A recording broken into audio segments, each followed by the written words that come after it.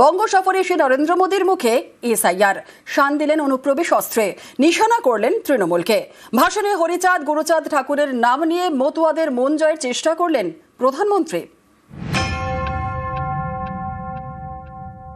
जिन घुसपैठियों ने बंगाल पर कब्जा करने की ठान रखी है वो टीएमसी को सबसे ज्यादा प्यारे लगते हैं। यही टीएमसी का असली चेहरा है। टीएमसी घुसपैठियों को बचाने के लिए ही बंगाल में एसआईआर का भी विरोध कर रही है। ভোটের বাংলায় চলছে ভোটার তালিকার নিবিড় সংশোধন বা এসআইআর। ইতিমধ্যেই খসড়া তালিকা প্রকাশ হয়েছে, বাদ গিয়েছে 58 লক্ষ নাম। এসআইআর নিয়ে এখন বঙ্গ রাজনীতি গরম। এই পরিস্থিতিতে বাংলা সফরে এলেন প্রধানমন্ত্রী নরেন্দ্র মোদী, তুললেন এসআইআর প্রসঙ্গ, শান দিলেন অনুপ্রবেশকারী ইস্যুতে। आपको टीएमसी की साजिशों से भी, उनके कारनामों से भी सावधान रहना होगा। टीएमसी घुसपैठियों को बचाने के लिए पूरा जोर लगा रही है। एक बार यहाँ बीजेपी की डबल इंजन सरकार बनाकर देखिए। कुछ जगह पर कुछ लोगों ने बोर्ड लगाया है, गो बैक मोदी। अच्छा होता बंगाल की हर गली में, हर खंबे पर ये लिखा जाता कि गो बैक घुसपैठिए। लेकिन दुर्भाग्य देखिए, गो बैक मोदी के लिए बंगाल की जनता के विरोधी नारे लगा रहे हैं, लेकिन गो बैक घुसपैठियों के लिए वे चुप हो जाते हैं। जिन घुसपैठियों ने बंगाल पर कब्जा करने की ठान रखी है वो टीएमसी को सबसे ज्यादा प्यारे लगते हैं। यही टीएमसी का असली चेहरा है। टीएमसी घुसपैठियों को बचाने के लिए ही बंगाल में एसआईआर का भी विरोध कर रही है। এদিন মোদীর সভা হওয়ার কথা ছিল নদিয়ার তাহেরপুরে। রানাঘাটের এই এলাকায় বড় সংখ্যায় মতুয়াদের বাস। এ রাজ্যে বিজেপির জনপ্রিয়তার অন্যতম ভিত্তি মতুয়ারা। এসআইআর ঘিরে আশঙ্কা তৈরি হয়েছে এই মতুয়াদের মধ্যে। তাদের কতজনের নাম শেষ পর্যন্ত ভোটার লিস্টে থাকবে তা নিয়ে উদ্বেগে রয়েছেন মতুয়ারা। এই পরিস্থিতিতেই বাংলায় প্রধানমন্ত্রী টেলিফোনে দেওয়া ভাষণে নাম নিলেন হরিচাঁদ গুরুচাঁদ ঠাকুরের।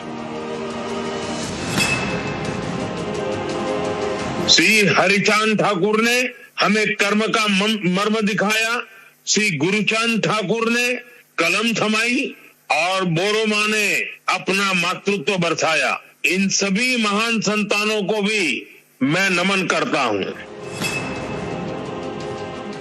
नदिया के गांव गांव में, गंगा के तट तट पर जब हरिनाम संकीर्तन की गूंज उठती थी तो वह केवल भक्ति नहीं होती, वह सामाजिक एकता का आह्वान होती थी। हरिनाम दिए जोगोद माताले अमार एकला निताई, यह भावना आज भी यहाँ की मिट्टी में, यहाँ के हवा पानी में और यहाँ के जनमन में जीवित है। पश्चिम बंगाल की यह धरती वंदे मातरम के अमर गान की भूमि है। इस धरती ने बंकिम बाबू जैसा महान ऋषि देश को दिया। ऋषि बंकिम बाबू ने गुलाम भारत में वंदे मातरम के जरिए नई चेतना पैदा की। वंदे मातरम 19वीं सदी में गुलामी से मुक्ति का मंत्र बना। 21वीं सदी में वंदे मातरम को हमें राष्ट्र निर्माण का मंत्र बनाना है। নিউজ 18 বাংলা।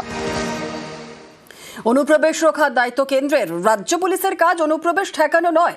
অনুপ্রবেশ ইস্যুতে কেন্দ্রকে নিশানা কুণালের।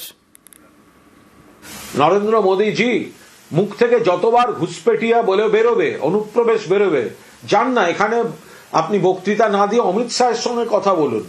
অনুপ্রবেশ তো আটকাবার দায়িত্ব কেন্দ্রীয় স্বরাষ্ট্রমন্ত্রীর, বিএসএফ দিয়ে দেশের সীমান্তে। ওটা তো পশ্চিমবঙ্গের পুলিশ দেখে না।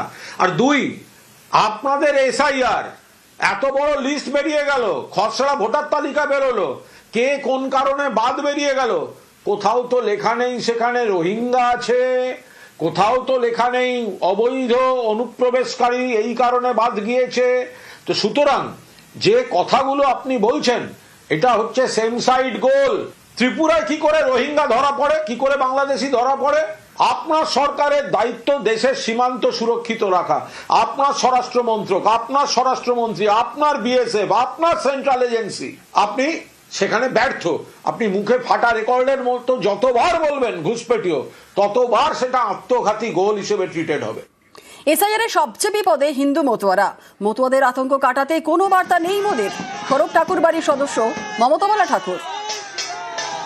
ঠাকুরবাড়ির যারা সন্তান, শান্তনু ঠাকুর, সুব্রত ঠাকুর, তারা বিভিন্ন সময় মানুষকে ভুল বার্তা দিয়ে এসআইআর এর মাধ্যম দিয়ে সিএ এর ফর্ম ভরে মানুষকে যে বলেছিল যে তাদের নাগরিকত্ব দেবে। সবকটা বিধানসভায় মতুয়ারা যেখানে যেখানে বেশি আছে সেখানেই সব থেকে বেশি পার্সেন্টেজ বাদ গেছে। এবং আজকে যে ভারতের প্রধানমন্ত্রী আসলো, ভার্চুয়াল যে মিটিংটা করলো, তার ভিতরেও কিন্তু কোনো আশা ভরসার কথা মতুয়াদের জন্য কিছু বলেনি। অনুপ্রবেশকারী যাদের কথা বারবার করে প্রধানমন্ত্রী বলছি, তাদের জন্য মমতা বন্দ্যোপাধ্যায় 10 কোটি টাকা দিয়েছিল, মতুয়া ওয়েলফেয়ার বোর্ড করে দিয়েছিল সরকারি ভাবে, হিন্দুদের আপনারা নাগরিকত্ব দেবেন। কিন্তু আজকে সেই হিন্দুরাই সব থেকে বেশি বিপদে পড়েছে, সেই মতুয়ারাই আগে সব থেকে বেশি বিপদে পড়েছে। মতুয়াদের আজকে কালো পতাকা দেখিয়েছে, ধিক্কার জানিয়েছে ভারতের প্রধানমন্ত্রীকে, গো ব্যাক, তারা বাধ্য হয়েছে।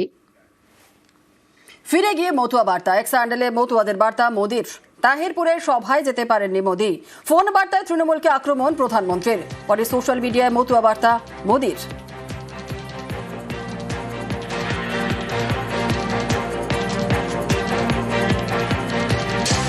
এক স্যান্ডেলে মোদি লিখেছেন, খারাপ আবহাওয়ায় রানাঘাটে আজ থাকতে পারিনি। আরও কয়েকটি ইস্যু আছে যেগুলি রানাঘাটে বলা যেত।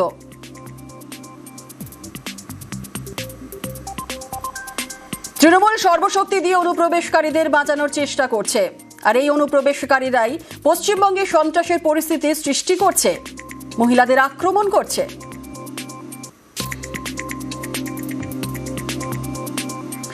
মোদির প্রতিশ্রুতি, বিজেপি ক্ষমতায় এলে অনুপ্রবেশকারীদের বিরুদ্ধে কঠোর ব্যবস্থা নেওয়া হবে। সব মতুয়া ও নমশূদ্র পরিবারকে আশ্বস্ত করছি, আমরা ওদের পাশে আছি। তৃণমূলের দয়ায় ওরা এখানে থাকবে না। সিএ বলে ওরা নিজেদের অধিকারে এখানে থাকবে। আমরা ক্ষমতায় এলে মতুয়া ও নমশূদ্র সম্প্রদায়ের জন্য আরও কিছু করব।